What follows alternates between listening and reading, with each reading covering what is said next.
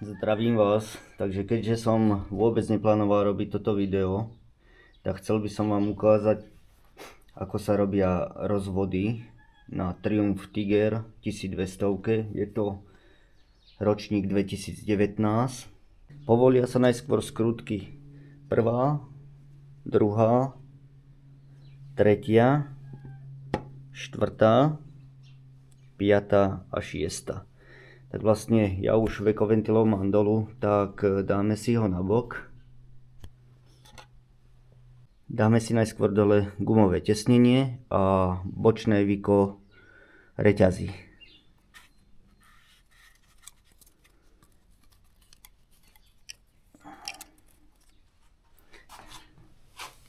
Čo sa týka bočného vika reťazí, sú tu 2, 4, 6, 7 šroubov. 7 šroubov a jeden z nich, to si treba zapamätať, je dlhší a to je vlastne tento. Takže vlastne všetky skrutky sú rovnaké, len táto jedna je dlhšia. Takže dáme si to dolu a povieme si ďalej. Takže skrutky máme demontované, je to kľúč číslo 8 a jemným poklepaním gumovým kladívkom si vlastne odlepíme a opatrne to dáme von. Takže teraz si tu dáme 24 kľúč. Nastavíme si račňu tak, aby sme si ju z druhej strany dočiahli rukou. A budeme si teraz pomaly otáčať motorom, aby sme si dostali vačky vlastne do tej pozície, aby sme zmerali tú vôľu ventilov. Ukážeme si. Takže momentálne si budeme vačkou točiť tak. Skontrolujeme si najprv sacie a výfukové. Sacie si otočíme tak, aby sme mali tú slzičku hore, vlastne tú vačku hore. Otáčame račňou v smere hodinových ručičiek, čiže doprava.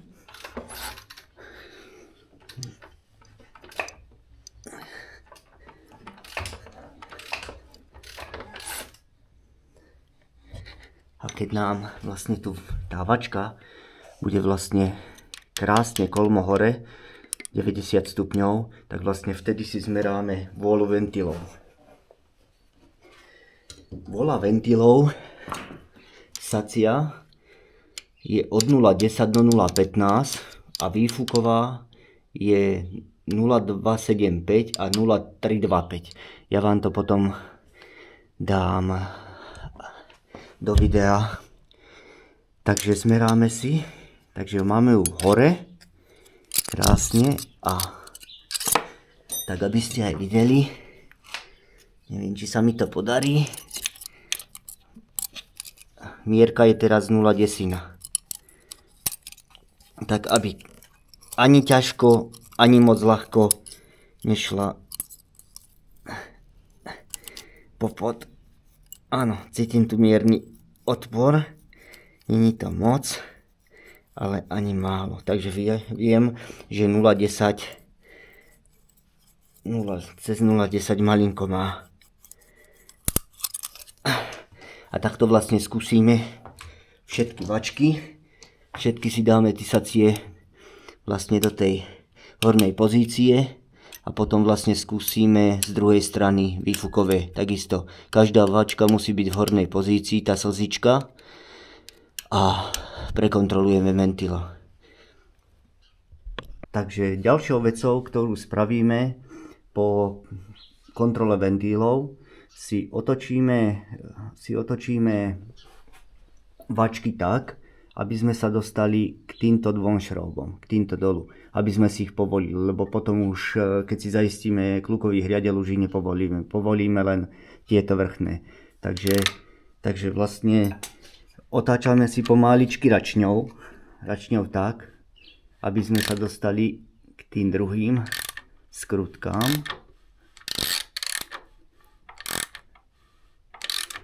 Tak, nejako približne tak, to sú vlastne tieto dve. A potom to, keď si ich povolíme, potom vlastne už zaaretujeme motor a povolíme si tie ďalšie dve. Takže prvé dve skrutky máme povolené. Do prvého valcu, vlastne na ľavej strane, som si dal takú pomôcku. Vlastne dal som si tam tyčku, aby mi ukázala, kedy bude piesť v hornej úvrati. Takže pomaličky si budem dvíhať piesť do hornej úvrate.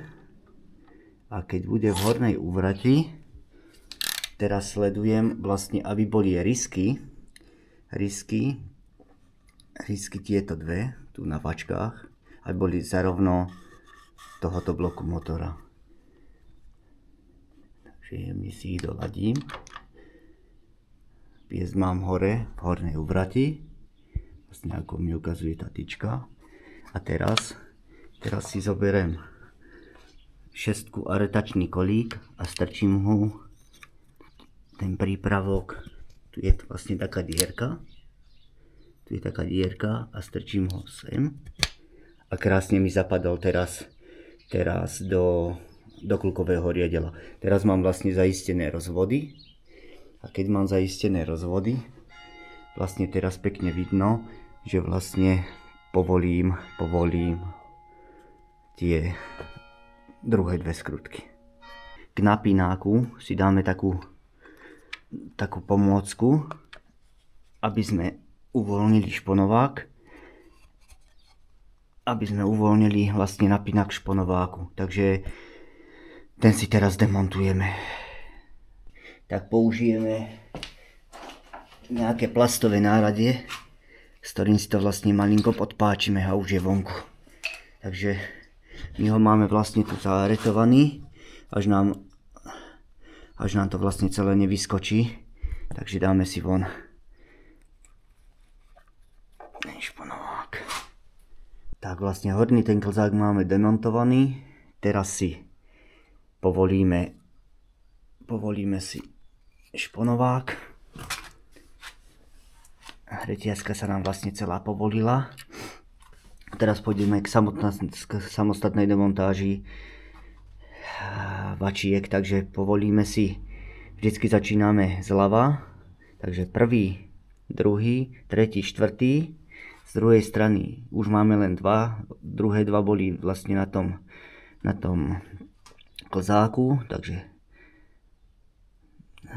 tu boli 4, 5, 6, 7, 8, 9, 10, 11, 12, 13, 14 skrutiek dáme von a vlastne dostaneme sa k samostatným vačkám.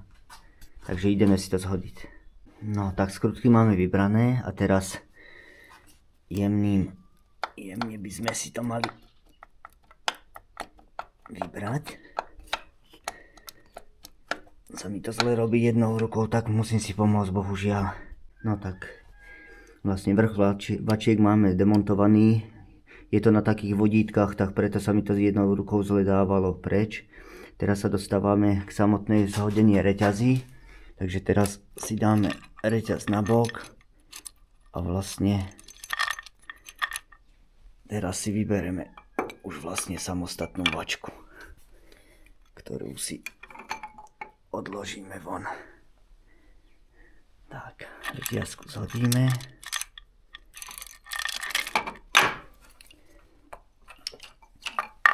Na každej vačke, tu si nepomýlite, každá vačka je vlastne označená, ako vidíte, neviem, či to dobre bude vidieť, ale tuto je Ečko, otočím mu takto, tu je E, to je výfuková a tu je napísané Ičko. Otočíme si to takto a tu neviem, či to dobre zaostrí. Tam by malo byť Ičko, to je vlastne sacia, takže prehodiť si ich neprehodíte.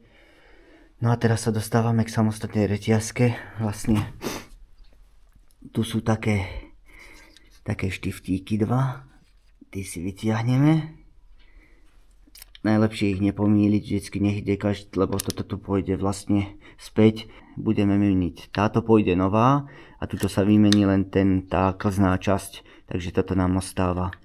Takže vyhodíme si ju preč a vlastne krásne vidíte, že už retiazka nám ide sama von. Takže máme to celé povyhadzované. Zaisťovacia tyčka vlastne klukového riadela tá nám stále ostáva. Keďže máme to teraz vyčistené, teraz si pastou natreme plochy, kade pôjde vačka, vlastne tí klzné časti. Natieram to kvôli tomu, aby pri prvom štarte motora vlastne tu není olej, takže vlastne pokiaľ by natlačilo k vačkám olej, aby sa nepridrali, ako tým sa to vlastne zamedzuje, takže vlastne na to slúži táto pasta, dám ho do popisu a takisto aj na samotnom motore to natrem. Vymenil som na napináku vymenil túto klznú časť, vlastne tu je starý kus, tento starý kus sa vlastne mení za nový a tuto pre čepel napínača vlastne sa mení táto podložka celá, dá sa len vycvakne, nacvakne nová, takže môžeme vlastne pristúpiť k celej montáži.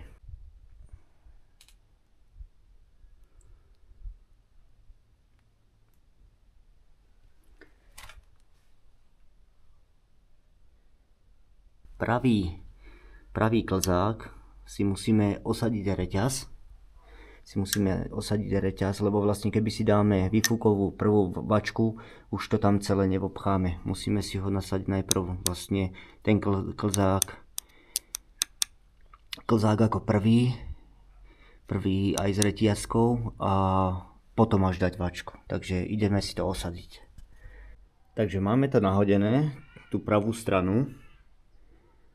Vidíte, najprv išiel ten pravý klzák, potom som z vrchu dal reťazku a nahodil som pravú stranu vlastne výfukovú vačku a teraz to takto zadržím rukou a vlastne nahodím teraz saciu vačku. S tým, že treba si dať pozor pri montáži, aby tento výrez, čo sa zaistujú reťaze s vačkou, tak aby bol pekne v strede. Aby sa to potom malo kde hýbať, keď si budeme dávať šponovák na tú reťaz. Takže okružky máme namontované, čo sa týka aj na sviečky, aj na to odvetrávanie klukovej skrine. A teraz dáme už vlastne ten unášač na vrch a dotiahneme ho novými skrutkami. Unášač na vačky máme priskrutkovaný, uťahuje sa to momentmi 10 Nm. Ďalšia časť sme si zaaretovali sme si vlastne vačky do tej polohy, vlastne aby nám hrali s klukovou hriadelou. Teraz si priskrutkujeme držiak reťaze, vrchný klzák a znova dve nové skrutky a 10 Nm, tak ako sa doťahoval unášač tých vačiek. Tak si to ideme priskrutkovať. Tak máme to nahodené, skrutky sú stále povolené a teraz pôjdeme nahodiť prípravok, ktorým si predopneme ten napínák tej reťaze a vlastne až potom tam pôjde originál napínák. Takže si to ideme ukázať. Tak vačky sú zaistené. Stále ich máme na značkách. Skrutky sú povolené. A teraz ideme nastaviť prípravok na 0,6 N. To tu nastavené. Takže teraz otáčame, pokiaľ nám prípravok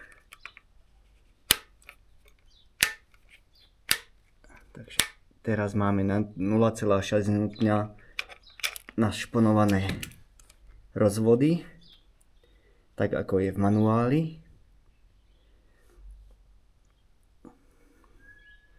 A teraz si pôjdeme vymeniť nové skrutky.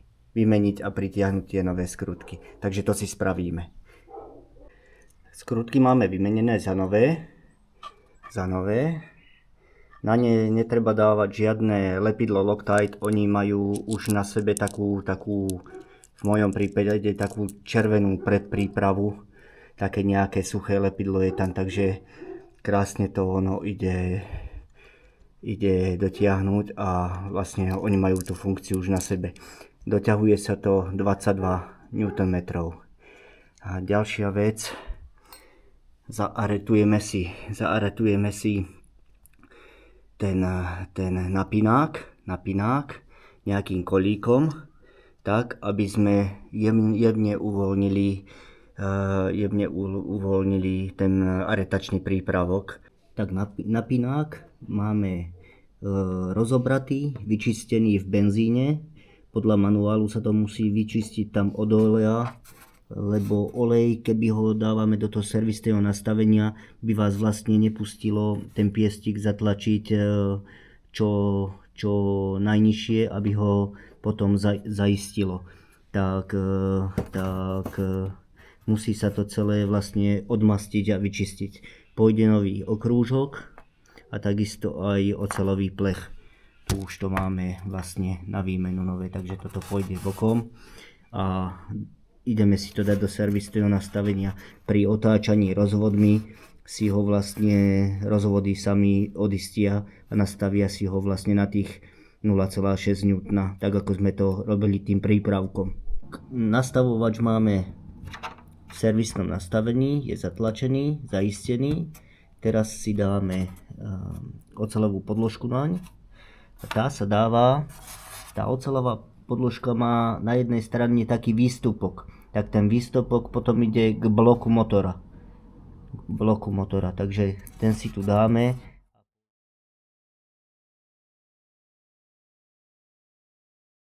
Tak a teraz si dáme nastavovač už vlastne na svoje miesto. Tá podložka, ako sme spomínali, tým vypuklým k bloku motora. A nastavovač potom dáme na svoje miesto. S tým, že dáme späť skrutky, dávame staré, tieto som nemenil, a na 9 Nm, tak ideme si ho zatiahnuť rovnomerne. Tak skúsil som sem dať lampu, aby sme videli, ako vyskočí ten nastavovač, takže skúsime potočiť.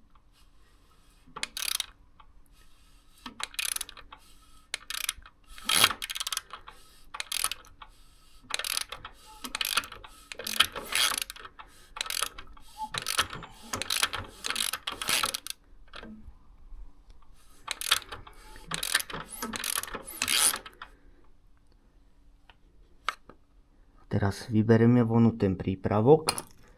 Vlastne už máme nastavené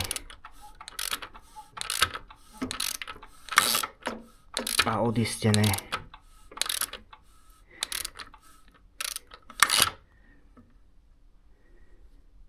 Tak. A môžeme ísť k montáži bočnému krytu. Tak na bočný kryt rozvodovej reťazy si dáme nové tesnenie a všetko máme očistené a pripravené už len vlastne na montáž.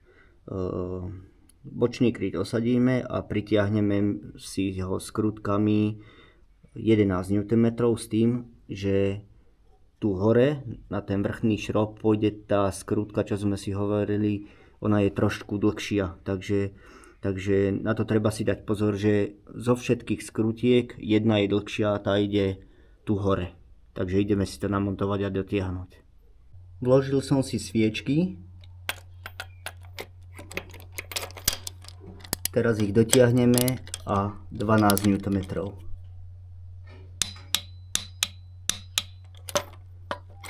Takto dotiahneme všetky 3.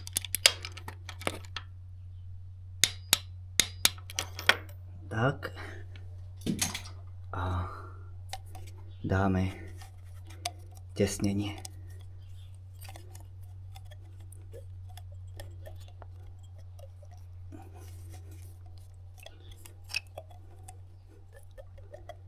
Tak. A môžeme ísť teraz zvykom ventilov. Na výkon ventilov som si dal nové tesnenie, staré som strhnul dolu. To išlo ľahúčko, ono je vlastne položené len v takýchto drážkach. Takže nové tesnenie si znova vložíme do drážky. A vlastne na tmel sa dáva len táto predná časť, aby sa zamedzilo úniku oleja. Ostatné ostáva originál. Máme to natmelené a teraz si dáme tesniace podložky. Je ich 6 a idú osadiť. Zo spodu je taká tesniaca časť a z vrchu je taká oceľová podložka. Tak tou oceľovou podložkou to dáme hore. Dáme skrutky. 4 skrutky idú dlhšie a 2 idú kratšie, tam ako máme reťaz rozvodovú. A dotiahneme si ich s tým, že sa podoťahujú takisto do kríža. Tak ideme si to zatiahnuť. Zapojili sme si trubku do chladiča a pôjdeme si teraz naliať. Neviem, či to vidno, ale kapalina už mi jemnúčko slzí, vyteká. Tak ešte chvíľku nechám, nech to všetko vybublinkuje a potom zatiahnem odzdušňovaciu skrutku a dolejem doplná kapalinu.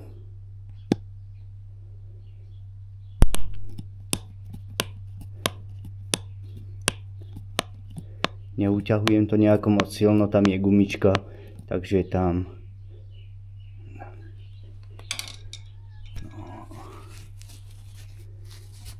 tak.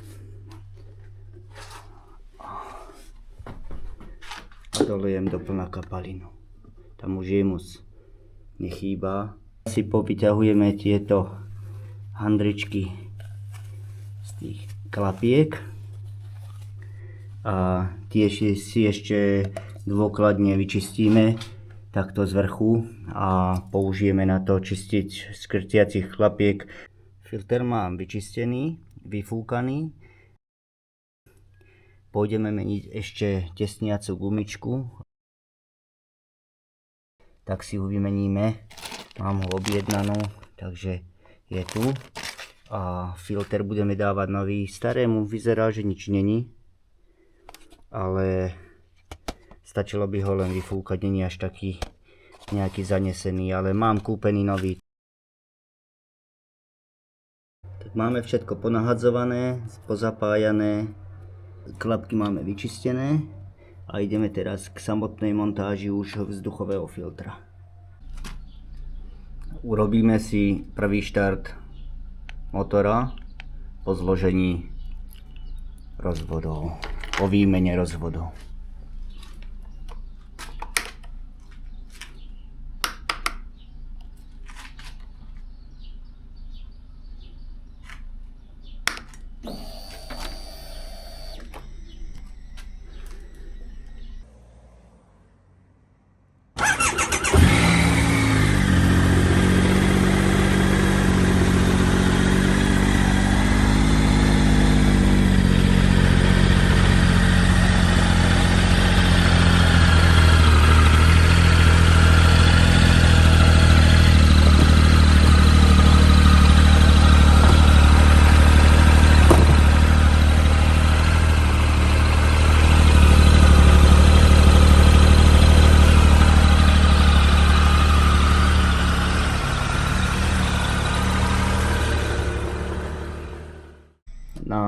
spárovanie s motorkou používam Bluetooth zariadenie.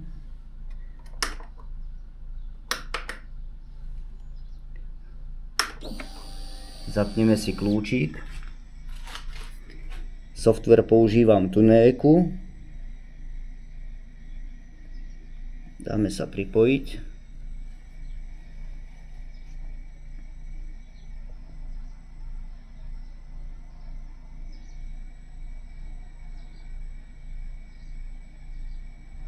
Sme pripojení, zelená dioda. Tuneku používam na všetko, aj na vymazávanie chýb, ak nejaké sú, alebo keď mením olej, tak vlastne servisný interval. Keď beží motor, tak je to vlastne zatmavené, a keď sa vypne motor, ale kľúčik stále zapnutý, tak vlastne vojdem do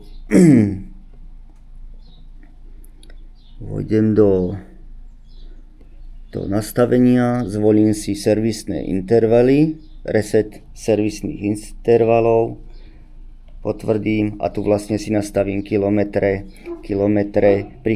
pri koľkátich kilometroch. No a vlastne už to len potvrdím a mi to zmení aj na prístrojovke.